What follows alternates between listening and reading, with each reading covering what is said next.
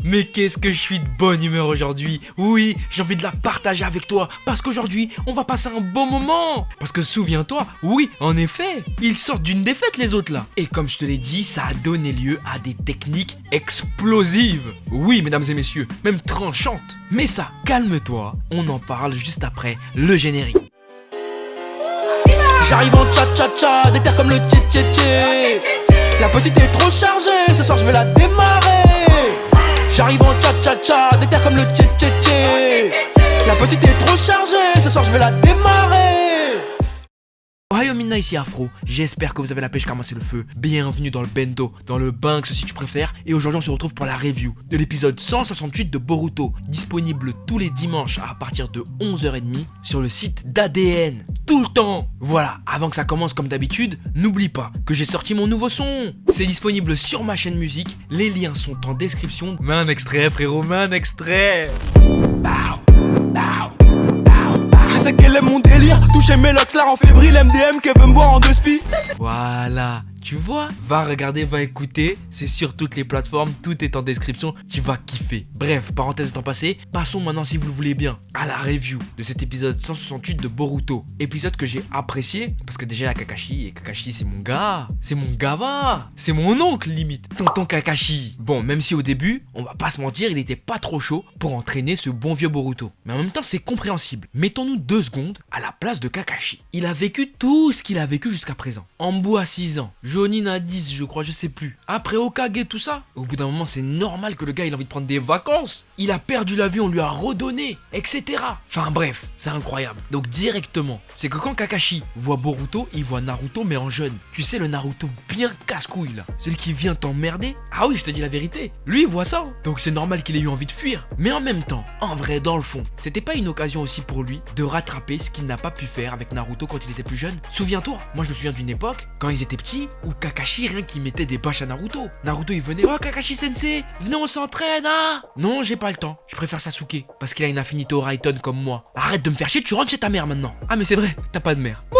Bon, j'ai caricaturé, mais limite c'est ça en vrai. Donc là en entraînant Boruto, c'était une occasion pour lui de rattraper avec Naruto petit, même si après il a entraîné Naruto mais vite fait encore une fois. Et comme je l'avais prédit, ou je l'avais dit, je sais plus dans ma précédente review, est-ce qu'il va apprendre l'Odama Rasengan? J'en avais parlé, je sais plus comment, mais je sais que je l'ai dit. Oui je sais que je l'ai dit. Ce qui peut se passer, c'est que Kakashi peut apprendre le Odama Rasengan à Boruto. Mais on a compris qu'il fallait avoir une quantité énorme de chakra, d'où l'utilisation de Kyuubi. Et c'est en ce sens que je comprends mieux la première fois que Naruto a utilisé. Il était en mode Kyuubi, mais tu sais le mode Kyuubi tranquille là, d'à l'ancienne, quand il savait pas encore le gérer. Mais il faut la contrôler, cette quantité d'énergie. Même Kakashi, qui a un Rasengan beaucoup plus bleu que celui de Boruto, d'ailleurs ça fait bizarre, ne peut pas faire autant d'impact que Naruto. Mais cela dit, comme je l'avais prédit, son but a été ici, les natures de chakra à Boruto afin qu'il en insuffle à son Rasengan. C'est intéressant là ce qui s'est passé, parce qu'on sait que Boruto peut utiliser le Suiton.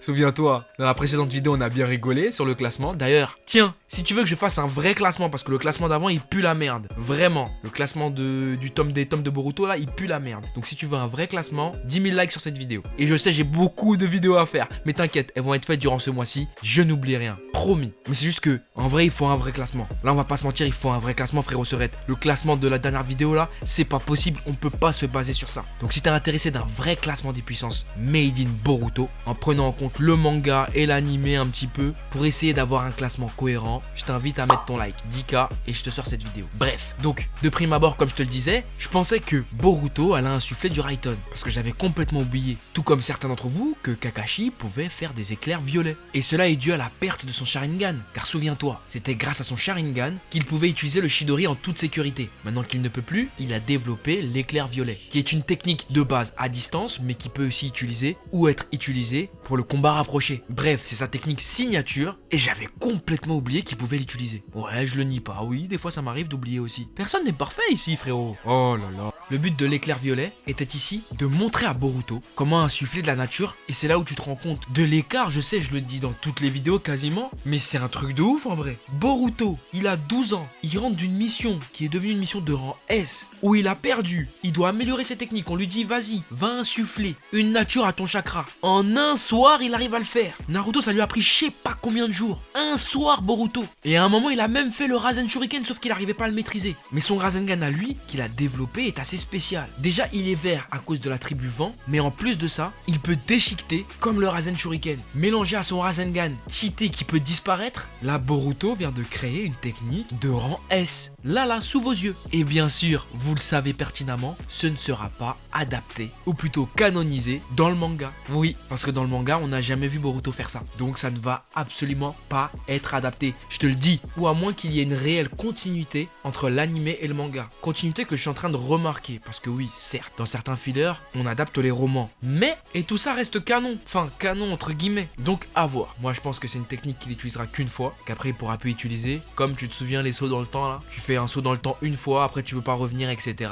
Enfin bref. En tout cas, si même son jutsu a réussi à faire flipper Kakashi, ce n'est pas pour rien. Rasengan vert, frérot. Moi, ça me rappelle, tu sais, un peu les Rasengan des films. Souvent dans les films Naruto, ils avaient plusieurs types de Rasengan. Des Rasengan rouges, des Rasengan roses. À l'ancienne, là, on est exactement dans le même délire. Maintenant, le plus intéressant, ce serait d'évaluer ce Rasengan par rapport au Rasengan qu'on connaît. Déjà, faut savoir qu'un Rasengan avec une nature à l'intérieur, ça passe au level supérieur. Donc ça veut dire que déjà le Rasengan de Boruto sera décuplé. Si en plus de ça, on y ajoute le Chidori de Sarada, on risque d'avoir une technique qui va exploser. Donc oui, Boruto, là, en espace d'un épisode, il a mis une vitesse à son daron, à son âge, en l'espace d'un épisode, grâce à Kakashi. C'est beau, ce n'est que partie remise en fait. Comment surpasser ton père? Bah tu vas voir Kakashi, c'est tout, c'est lourd. Mais en parallèle de ça, ce qui était aussi intéressant, c'était de voir Sasuke entraîner Sarada. Bah oui, elle qui a enfin obtenu le Sharingan, qui de mieux que Sasuke pour l'entraîner? En effet, on apprend durant cet épisode que celle-ci, si elle veut maîtriser le Chidori, doit au moins avoir 2 Tomoe, afin de pouvoir mieux analyser les réactions de ses adversaires si elle lance le Chidori. Et pour ça, rien de mieux que la mettre en condition de limite danger de mort, afin qu'elle éveille son deuxième Tomoe. Car souviens-toi, les Uchiwa, eux, c'est des mecs, c'est des sensibles. Ils sont hyper sensibles. Les psychologues, venez dans les commentaires, expliquez-nous les Uchiwa. Des personnes hyper sensibles. Eux, faut les mettre vraiment dans des conditions extrêmes. Si tu veux qu'ils pleurent ou qu'ils éveillent des techniques. Faut soit tuer un de leurs potes, soit manger leur goûter, soit les baffer, soit les humilier. Enfin bref, faut faire un truc de ouf. Et tout comme son père, qui, souviens-toi, a éveillé son deuxième Tomoe dans la forêt avec Orochimaru. Je parle bien de l'examen des Chunin. Souviens-toi cette période sombre où Sasuke ne voulait absolument pas passer pour une lavette, ni même faillir dans son plan, sa quête de vengeance. Qu'il a fallu qu'il puise en lui l'énergie nécessaire pour éveiller son deuxième Tomoe. Et bah là, Sarada, elle est exactement dans le même cursus. Il faut qu'elle éveille son deuxième Tomoe. Même si je me souviens qu'en vrai, il y a un frérot dans les commentaires précédents qui m'a dit que Sarada avait déjà éveillé son deuxième Tomoe dans une précédente vidéo ou review, je sais plus. Faudra me dire le nom de l'épisode, ça m'intéresse. Mais voilà, partons du postulat qu'apparemment elle l'a pas éveillé.